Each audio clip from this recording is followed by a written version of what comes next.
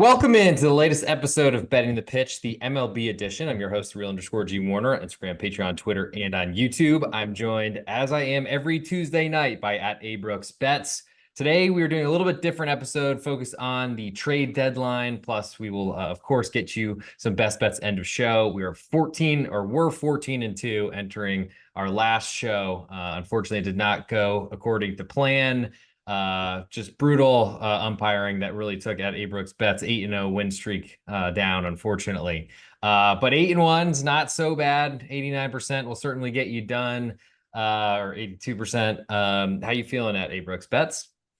Yeah, pretty good. The trade deadline came and went. It was maybe not quite as big as some of the splashier ones, but there were some good acquisitions. We'll go through maybe a couple winners and losers because after all, this is a gambling podcast and that's all we care about is winners and losers. So we'll Indeed. kind of try to quantify some of that stuff and get into some games for Wednesday that I like too. Sounds good. We'll start with I'm trolling @ABrooksBets by wearing my Toronto Blue Jays jersey today. Fortunately, I'll spin around for the camera. Yeah, That's probably Vladdy. hard to read. But Vladdy Guerrero did not move as far as I saw. He didn't move, and he had 16 total bases on Monday in a doubleheader. He He's I pretty think hit good. 2 home runs and 3 doubles or something. He's heating up and he's staying in Toronto. He is, but Yusei Kikuchi is not. That seems like the biggest haul, at least according to Fangraphs. Would you agree that the Astros gave way too much for Yusei Kikuchi? That seems to be the sentiment for sure. Astros fans are not happy with it.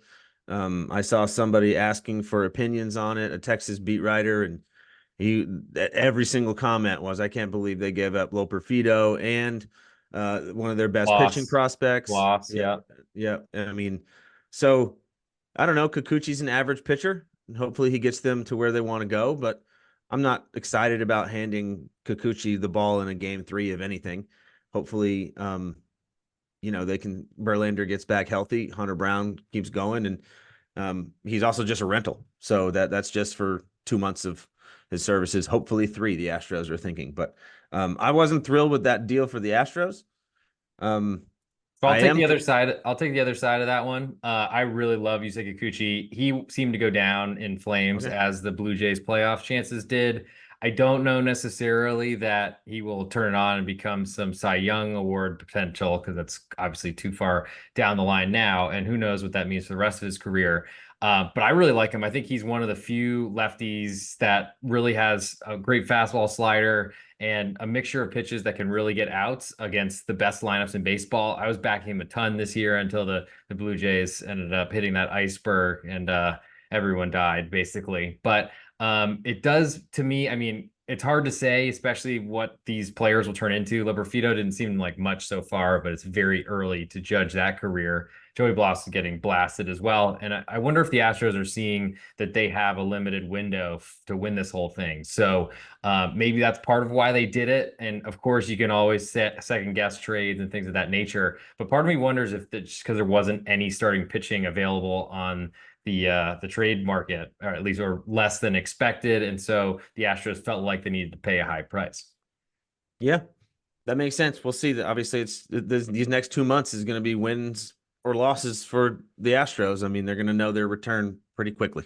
Speaking of that division, I gotta say, considering if you listened to our futures best bet episode, I hope you did. If you don't, feel free to go back to what we entertained ourselves with over the All-Star break. You can find us on Spotify and on Apple Podcasts, and we're betting the pitch, or at the real_G Warner on YouTube. If you're one of those users, I think that really skews to a younger demographic. And of course, we will have our 1 minute best bets given on Instagram Reels at the real_G Warner, and also on that same YouTube channel at the real_G Warner. But I got to say, my pick for the Mariners not to make the playoffs was very important for them to not win the division. That's the first step, and then they have to finish below the seventh place position in the American League. I feel like they won the entire trade deadline. Would you agree with that? Not great for my bet, though, I got to say. Yeah, I mean, Arozarena can get as hot as any hitter in the big leagues. He's actually his entire career he's been very streaky. Most notably, he was extremely hot during the World Series during that COVID year. Couldn't quite get him there, but had a record postseason, I believe, with the most home runs ever. Yeah. Um, yeah, they added a Rosarena, which I like a lot for them. Justin Turner's a nice solid bat in there. that can, either be a platoon guy against lefties or, take some bats away. I know they DFA'd Ty France not too long ago, so needed kind of some sort of replacement there, and they got it in Turner. So I like those additions to their lineup. Their lineup, they both of them make it better. Not that it was very good to begin with, but it does make it better. I feel like Yimi Garcia also from these Blue Jays Mhm. jersey that I'm wearing was a big deal. Shipping off Ryan Stanek because I guess they'd given up on him. Maybe it was about a health thing, or I don't know. It feels like when you need bullpen arms and everyone needs bullpen arms, and I literally listened to Jerry Dipoto, their general manager, talking today about needing bullpen arms, and they sold one essentially, or just sent one away to the New York Mets. Throws 98, pitched today in the Mets victory. That didn't make a lot of sense to me, but I do feel like there's a lot here to talk about further. So any teams that you'd like to bring up so I'm not pointing you in certain directions? Yeah, so you talk about the bullpen. I mean, the Padres, I think, upgraded their bullpen the most with Jason Adam Yep. and who'd they get? Another guy. They gave up a ton for him. They got Blanking. Tanner Scott Yeah, from Tanner Scott from the Marlins, Marlins. right. Yep. So a lefty and a righty that can get outs at the end of games. Robert Suarez has had a breakout year too. So those are three formidable arms in the back end of that bullpen. I'm actually kind of surprised. Well, AJ Preller at the Padres kind of does this all the time. He seems like he's always all in, but they keep replenishing the farm system with some other trades here and there, like the Soto deal with the Yankees. So I like their moves. They're right there in the race for sure. If they get in the playoffs, like people say, I mean, you just gotta, if you can get those guys pitch in the back end of games, I like their chances a lot more later in ball games now with those two bullpen arms for sure. We saw Jazz Chisholm absolutely owning the Philadelphia Phillies tonight on Tuesday, July 30th. We're recording this for Wednesday, July 30th, 31st, excuse me, baseball card. Biggest name not to move. Yeah, it was Vladdy. I mean, Vladdy might have moved, but he didn't. Um, I'm going to go to another name that you talked about starting pitching kind of being scarce, but Jack Flaherty going to the Dodgers. That I read, I'm kind of surprised by it, but if you think about it a little harder, it's not as surprising. The Dodgers have lost the most games to the IL this year. So they have been the most hurt team, which when you have a bunch of high priced veterans like that kind of hurts. And that's not an unusual situation to be in. The Yankees have found themselves there a lot because you spend on guys who are 30 plus and you don't quite get the durability that you get out of some of the 20-year-old guys. I mean, we all know that. You play pickup basketball at our age and it hurts for a while. So I don't play anymore, yeah, actually. Thanks for yeah, that. right. Thank you. I mean, I But would, but it's not gonna but I end. like that pickup for them. Flaherty. Obviously Bobby Miller hasn't been what they kind of thought that Flaherty now can be. Glass now with the back injury, I think he's going to be fine. I think that was just kind of an extended all-star break for him. Kershaw is back.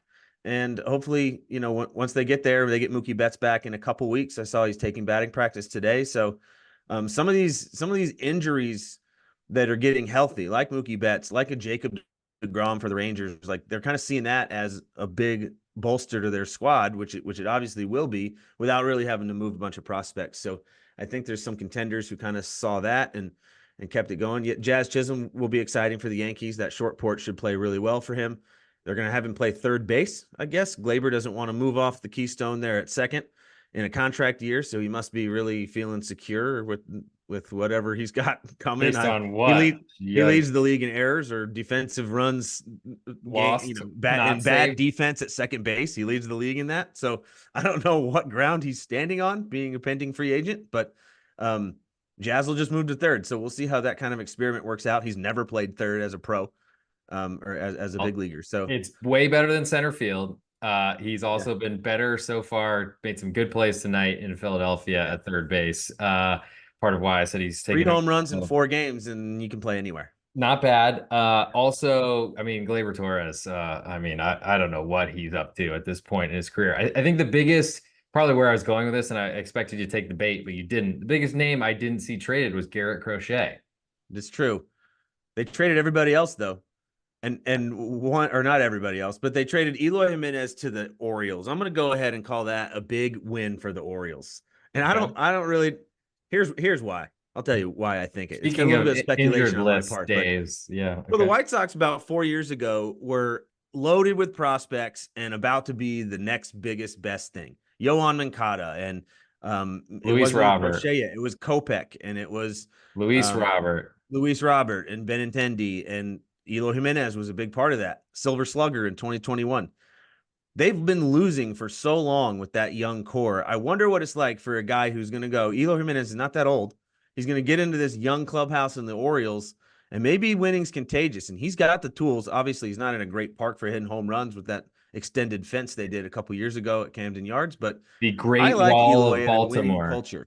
Hopefully, he flips it around. He can be a serious player there in Baltimore. That's my speculation, kind of sneaky good trade at the deadline. They also got Zach Eflin, the Orioles did. Yep. People were kind of expecting them to get a top line starter. He's not one, or hasn't pitched like one this year. Well, compared to this deadline, he's like one of the biggest Yeah. names. Yeah. So his metrics have always been better than his actual results. Like his expected results have always been better. Sometimes those guys never really catch up to it. And I don't know, for one reason or another, they don't have enough deception or whatever it is.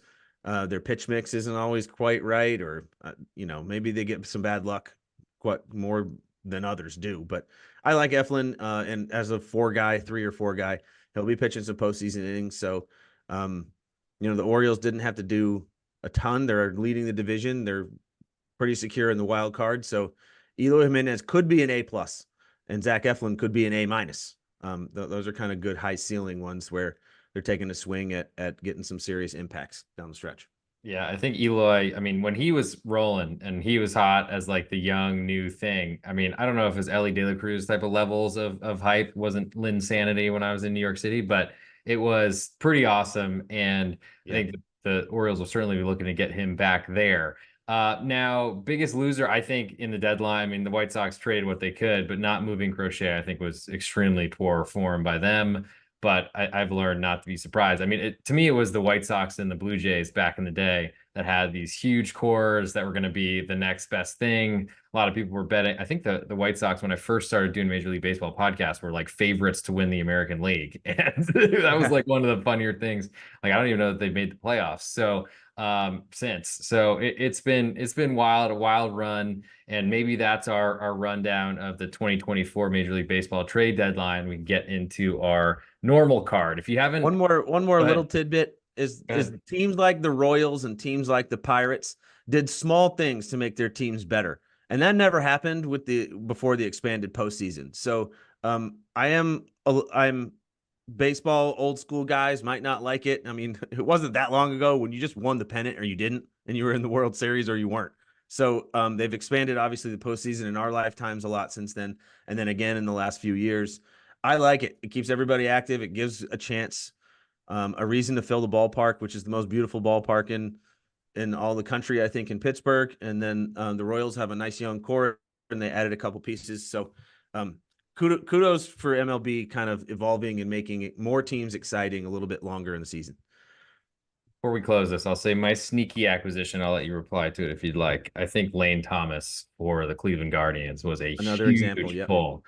Seems like they gave up a lot for him, but I think he's one of those quiet, sneaky good players from the Nationals that I think will be paying dividends for a Cleveland team. And I'm kind of rooting for at this point because they would be completely shocking the world with no expectations heading into the season. One of the lower budgets in baseball and still performing basically with Jose Ramirez and a bunch of guys we can't even mention next to him. So I think now it's time to go and move into our Wednesday, July 31st, 2004 card. We do have a bunch of day games, and I think I'll go through the highlights and see what I can fill in before our clock ends up ticking out or clock runs out. If you can leave a 5-star review on Apple Podcasts or on Spotify under Betting the Pitch, it'd be huge for our search rankings. Of course, subscribe on YouTube at @TheReal_G Warner for shorts, reels, wherever you want it. It's all under that type of name on every single platform. I'll start in Philadelphia, the New York Yankees and Nestor Cortez visiting Christopher Sanchez and those Phillies. Phillies minus 130 favorite right now. Total is 9. You should split both ways. As soon as we were recording, as this game went to extra innings, so probably some dead bullpens again. What do we think about this Yankees Phillies series? Do we think the Yanks have those bats have officially woken up? I wouldn't be surprised. I do like the Phillies in this game though. Sanchez has been good. He's been a good pitcher, a nice addition to I wasn't expecting him to be great or anything like that before the season. So it's a pleasant surprise for the Phillies. Minus 130 at home. We saw in the extra inning game tonight, they're very, very engaged. The Phillies crowd is tough to beat. Sanchez doesn't strike out too many guys, but he avoids hard contact. And Nestor Cortez hasn't been very good. He was the subject of kind of some trade rumors. If the Yankees were to go get a high-end guy, maybe Cortez was going to go out as part of the deal. That didn't happen, so he's still there. But he's not exactly been nasty Nestor lately. I'll lean Phillies here. Yeah, only nasty to his own ERA. I think I'm with you. I like the Phillies. They've been pretty cheap in this series, and honestly, it's been understandable because the Yankees have, I think, sort of swung around based on a Jazz Chisholm home run on Tuesday night to get back in front after trailing throughout the whole game, starting a no name from AAA Scranton Wilkes-Barre. But also Garrett Cole potentially. I mean, skipping this start for general soreness. I think we've Right. seen that movie before. We'll see how that goes. Moving next to the other side of New York, to Queens, for Luis Severino, former Yankee, starting for the New York Mets, as they look to sweep the Minnesota Twins and Pablo Lopez. Pablo Lopez opened a slight underdog, has moved to a favorite at BetOnline. All lines quoted on this podcast, courtesy of BetOnline, Sportsbetting.ag. If you don't have an account there, go sign up. There's a lot of free money for first-time depositors. Links are in the podcast descriptions on Apple Podcasts, Spotify, and on YouTube. I'm looking at Pablo Lopez minus 112 in those Minnesota Twins, who've been, I think, fairly getting a fair amount of respect so far in this series, have lost the first two games. Total is 8 here, just a little bit to over. What do you think about this one? So Severino kind of is what he is. He's been performing exactly like his underlying stats would indicate. The Mets have been the best team in baseball the last 30 days. They're making up ground. They're right behind the Braves, if not right with them. Let's see. That is obviously for second place in their division, so they're in Yep. the wild card race. But yeah, they're in the playoffs right now with the Yep. Padres, and the Yep. Diamondbacks are just a half game back. So um, I was surprised that the Mets didn't do more at the deadline. They got a couple additions here in the bullpen, especially. But Diaz had a 4-out save tonight, and you know Vegas loves Pablo Lopez. His under his underlying metrics Yes. are better than his ERA. I have written down here. He has a 4.73 ERA, but a 3.45 expected ERA. So there might be some positive regression coming for him. But that same thing happened last year. I was high on Pablo Lopez coming into this season, thinking he might have been undervalued because he did the same thing last year. He's kind of like Eflin in that regard, where like maybe it's just maybe there's something to it. At home, I'm betting the Mets in this one as a dog. I like it. I've been on the Mets first two games of the series. See no reason to get off of them. Yes, 4 outs was a bit of an extra workload for Diaz tonight, but I'm not afraid of it. I have just bad experiences with Pablo Lopez. I think he pitches really well to his competition, which usually means you pitch well against good teams and bad against bad teams. But I'm actually saying the other way, so maybe I should say term it differently. I think Pablo Lopez beats up on bad teams, and then he really struggles against good ones. I remember specifically, and this is only a one start sample size, but I was visiting my mom, and I was really pumped because the Braves were on local television. I could watch it on one of her TVs, and he was pitching for the Marlins at that time. And I think that was a night the Braves scored 20 runs against Miami. And I was like, this guy, I swear to God, super pumped. They had like a 4-0 lead in the first and lost like 20-4. I'm not trying not to let those days scar me for the future, but I feel like it has set me up to want to bet against Pablo Lopez. I like him as an underdog, but as you said, Vegas loves him. The market loves him. He's never underdogged, it seems. So Right. give me the Mets as well. We'll move next to Atlanta Braves visiting Milwaukee Brewers. Chris Sale at Freddie Peralta, the hopeful strikeout king for at Brooks Bets and his future entering into the season. Sale's been awesome. He's a minus 125 favorite on the road. Over under is 7 here. Just a little bit more to over. I got to say, I've bet against Sale a couple times this year, and he's been awesome. And somehow my side has ended up winning. I feel like I'm cheating death if I play the Brewers here, but that's the way I'm looking. Yeah, the total here is 7. So they expect a pretty good pitch, a pretty well pitched game. Sale is elite. Let's just call it is what it is. He's Yep. been elite all year.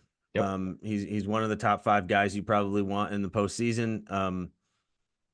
You know, Peralta has been up and down. I'm kind of looking into that too. His strikeout rate is there. His stuff is still there, but he struggles with command. And that leads to hard hit balls and it leads to walks. And if you walk the guys before the hard hit balls, that's not a good combo. Um, This is interesting. I was looking at how to play this game. I feel like if the Brewers win, it's going under 7. And I feel like if the Braves win, Peralta's going to probably not have, he usually has a quality start with 7 Ks and gives up 3 or 4 runs and one's unearned or something like that. Like he's not putting together these real gems, which Chris Sale certainly has been. Um, so for the people out there, I don't recommend parlays very often, but if you want to go Braves and over 7 or Brewers and under 7, maybe you kind of lean that way. I think 7 is that key number. They do expect a well-pitched game, and Freddie can certainly do it. I'm probably not going to bet on it though. I would lean Braves in this one. That's just kind of my gut, but I could see a 1-0, 2-0, awesome 15 strikeouts combined between the two of them kind of thing. Yeah, I think we know what we're getting from Sale. I don't think we know what we're getting from Freddie Right. Peralta at this point. You are basically describing road teams and over usually is the way because you get an extra at bat. Home teams Right. and under it makes more sense. I think I lean to the plus sign next to the Brewers winning 61% of their games entering this series, which they won Monday night. Sale's been so good, but I'm kind of tempted to see how long he can like throw 7 innings, shutout, or 7 innings, 2 runs, and still lose to my side. It doesn't seem to happen very often, but it's happened at least the last 2 starts, I feel like, against the Mets and against the Nationals. Moving next to the Kansas City Royals visiting the Chicago White Sox. We can probably skip that in the interest of time. Brady Singer has been awesome lately, Bet but the Royals are nothing. That's it. yeah, The who White knows Sox when have that lost time 15 bomb? straight. Who knows when that time bomb is exploding in the name of Brady Singer? The Texas Rangers, who surprisingly I think held pat a lot more and even added, I think, with Andrew Chafin coming in from the Detroit Tigers. I don't think we mentioned Tigers just fire sold everything they could, literally. Andrew Heaney starts against a McGreevy starter. I haven't seen this name before of the St. Louis Cardinals. You got anything on him? We got a price at minus 105 both ways. Total is 9, due slightly to over. The Rangers have basically been favored this whole series, so it's feeling like there's a little respect on the St. Louis call-up side. Yeah, McGreevy, first round pick in 2021. He's pitched a lot of innings in the minor leagues, 150 each year. So he's been a durable starter for them in the Hmm. minor leagues. This will be his first start. He is their 12th prospect in the system, so he's not elite really anymore. Being a first round pick 3 years ago, you'd kind of hope he's probably uh, You'd more think highly he would have regarded gotten than a that. shot by now, huh? Yeah, he hasn't gotten a shot, I don't think. So Haney's been average. Haney's been kind of blah. Um, but this Rangers second half surge is kind of what I started with at the beginning of the year. I'm gonna kind of keep rolling with it, and I bet the Rangers at this pick 'em price here. Yeah, I'm hoping they move to an underdog. I think the series prices so far, I mean, seeing the Rangers basically a favorite, then move to a round pick 'em game one, close a favorite with Max Scherzer on Tuesday night. It's a good sign for I just like betting against debuts. I'll put it that way. Move next to the Washington Nationals and Arizona Diamondbacks. Mackenzie Gore, excuse me, at Zach Gallen. Gallen minus 175 favorite. Totals 8.5. D-backs literally, I think we're down 5 runs on Monday night, came back and walked it off with Corbin Carroll of all people hitting a home run. I guess they've moved the fences into the infield at that point if he's hitting walk-off home runs. I mean, I'm not really sure what to do with the Nationals at this point, but are you a believer in the Diamondbacks and their run lately? So they are in the playoffs if the season ended today. You wouldn't have thought that a couple months ago. Um, Mackenzie Gore's been struggling big time, especially lately. I think that the Nationals are primed to we talked about them a lot on this podcast as being a profitable team in the first half. It's a prime fade candidate for me. They shipped away Lane Thomas. They're not obviously going for it. I don't really think Gore has kind of been struggling. I don't know if it's fatigue. I know he's a younger pitcher. He just hasn't been effective. So I guess Gallon at home seems like the play to me. If anything, I probably won't bet it. It's a pretty steep price, but I do like. Obviously, the Diamondbacks come off a World Series. I mean, they know how to win. They can put some stuff together, sneak into the playoffs. Who knows? So Gallon's their ace, and we'll see. We'll see how far he can kind of take him in this one. But I'd lean Diamondbacks here. Don't love it though. You can see a run line plus 115 to win by multiple runs. That might be interesting, though it's tough to do that when you're potentially batting only 8 times.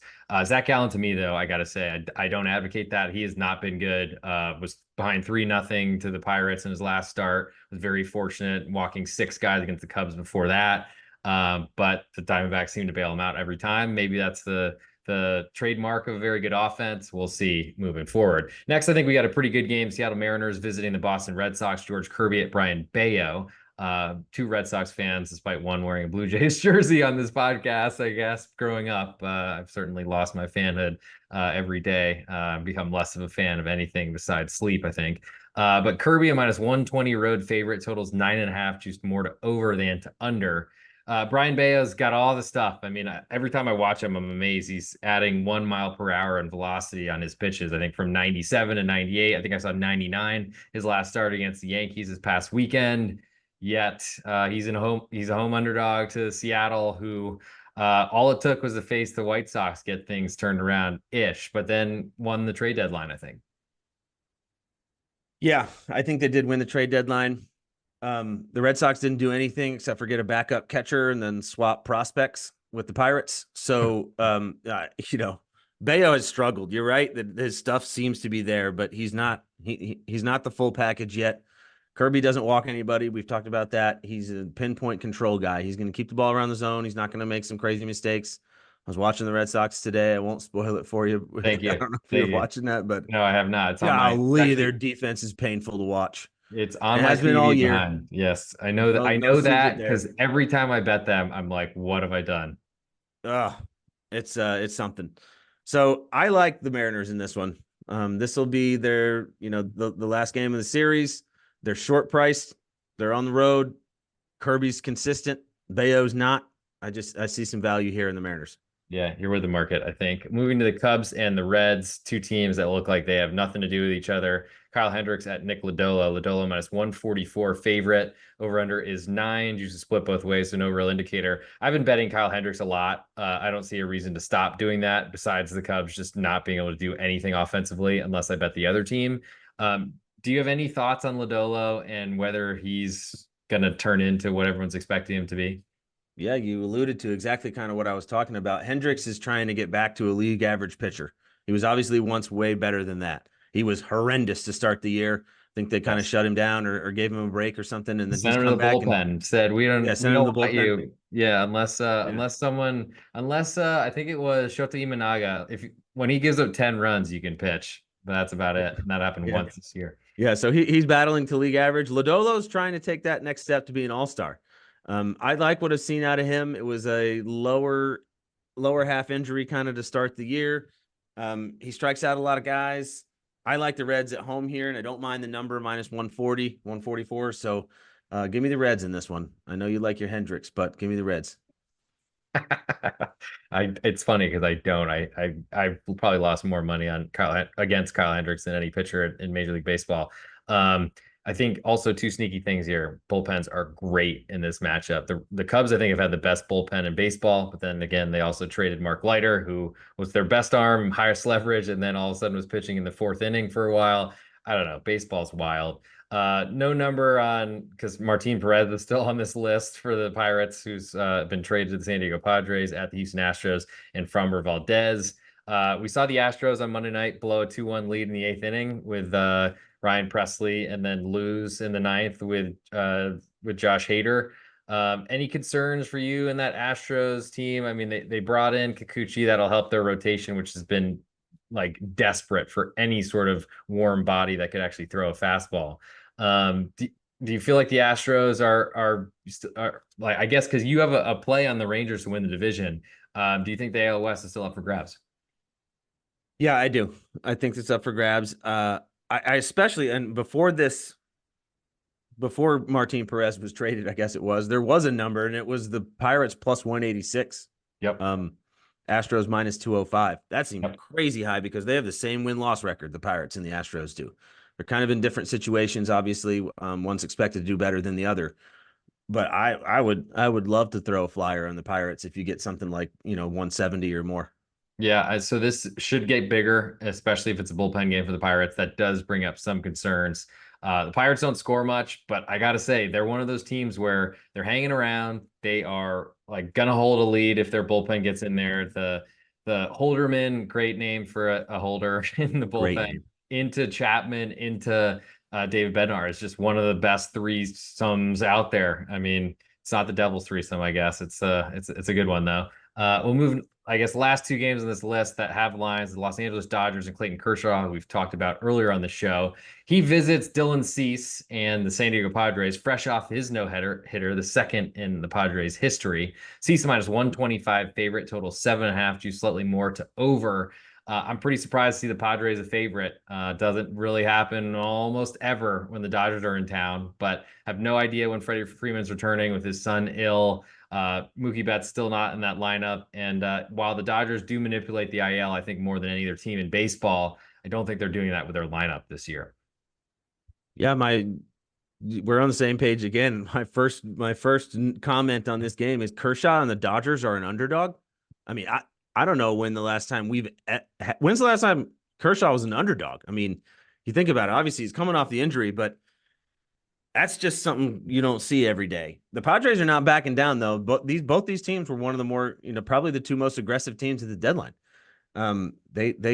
They're bolstering up for a deep run. So obviously Cease coming off the no hitter, right? He's been a gem. He has that kind of stuff. He's leading the league in strikeouts right now. So I like Cease. I think this is a good spot though to play off that no hitter and go with the Dodgers as a dog on the road with Kershaw, the veteran presence on the mound. I know that they've been missing a lot. They've missed the most of any of the team this year, but they're probably the deepest team in the league. I know the Braves have also been quite hurt and they've lost their two best players for the whole season. But the Dodgers with Kershaw as an underdog. That screams I kind of want to bet that one. Yeah, I expect a lot of people to be on the Dodgers tomorrow that probably don't Yeah. bet baseball very often. I've been waiting for this moment. The Dodgers are finally underdogs. They were pretty much dogs the entire series in Houston. They were underdogs when they got swept a lot. They're underdogs a lot, and I think all the four games they got swept in Philadelphia. So I think we've seen some cracks in the Dodgers foundation. It's really hard to back someone off a no hitter though. Like I Yeah. don't know, especially as a favorite. It's usually something I don't love to do anyway. It's a hard place to be, though. Dylan Cease, I got to say, has been dominant. I mean, what he did to the Braves before the break was incredible on like a Saturday Fox baseball game. Then follows it up with like a rain delay and all this sort of stuff against the Nationals. Um, I mean, I would love to see some Dodgers money come in, but I feel like there will be plenty of it. And probably I'm fascinated to watch this game on Wednesday night. Me Last too. game on the card, the Oakland Athletics and Ross Stripling makes his return to San Francisco, where he pitched recently.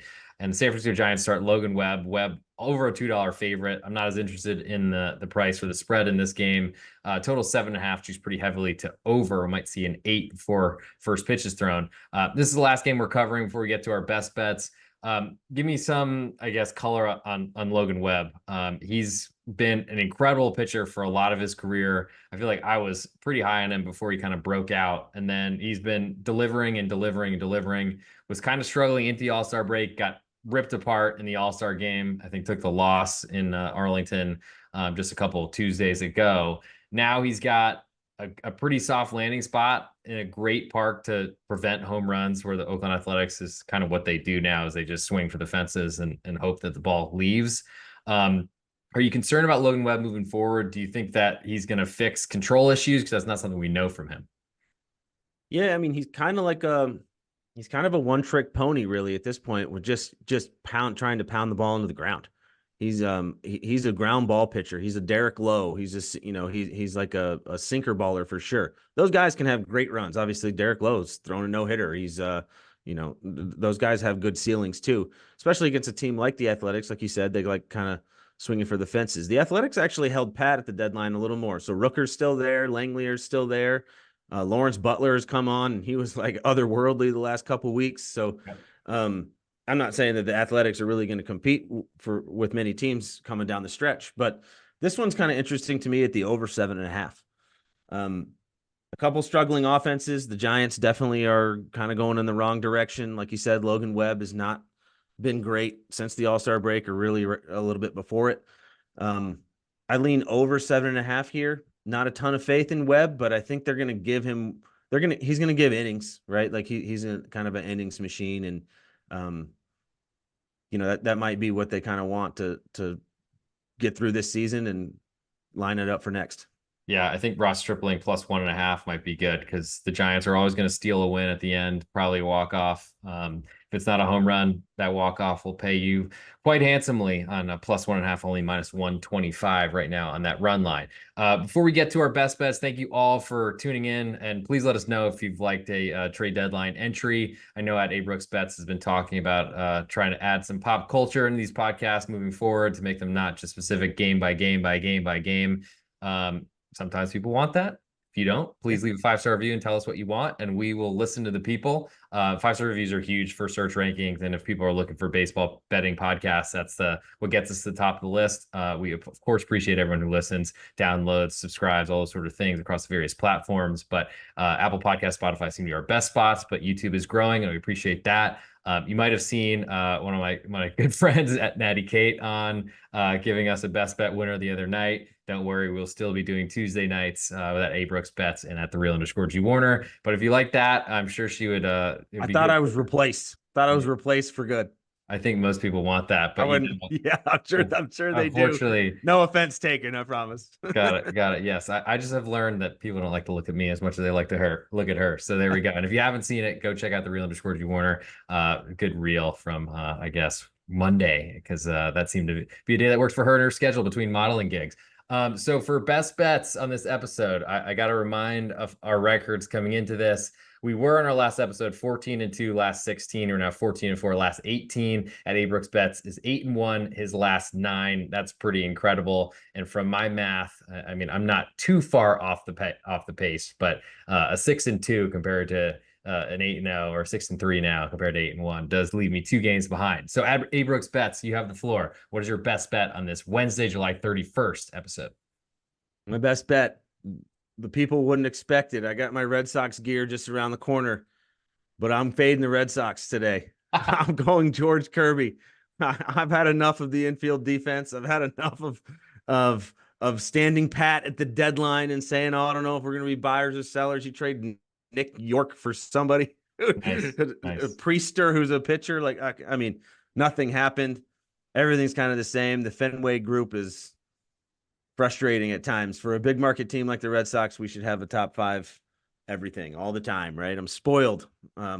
Which is, I realize if I was a Red Sox fan 86 years ago, it wouldn't be quite the same vibe. But we've won 4 championships in my life, so let's keep it going is my thought. But George Kirby's been throwing well.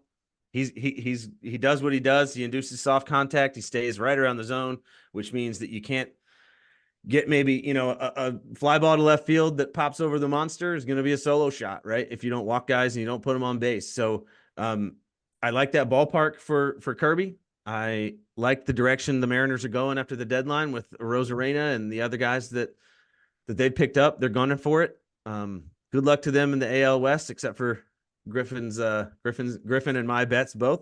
All His right, best bet, if you want you're to out go of back, time. You're out of time. I'm out of time. Hey, this is real underscore G Warner on Instagram, Patreon, Twitter, and on YouTube. This is the 1 minute Instagram reel or the YouTube short. You just heard at A Brooks Bets. Never give him extra time to go through his plays, but he is 8-1 last 9. A pretty nice, I gotta say, 88%, 89% if you're rounding up. He gave you the the Seattle Mariners. I guess the Saint that is George Kirby's on the mound, minus 120 favorite on a getaway day in Boston, but not that early of a start. Pretty nice for the Seattle body clocks potentially. If you are not following us on all the platforms, do so. Betting the Pitch on Apple Podcasts and on Spotify, and of course check out my Patreon, patreon.com. So that's real underscore G Warner. Best spot to get all my plays across all sports, including the NFL podcast we're doing with A underscore Schnicker, and then of course soccer season starting very very soon. For my best bet on this episode, I'm going the New York Mets plus 102 at home on another getaway day. Looking for a sweep, and we'll see you all next Tuesday night. I think we're getting shut off. So bye.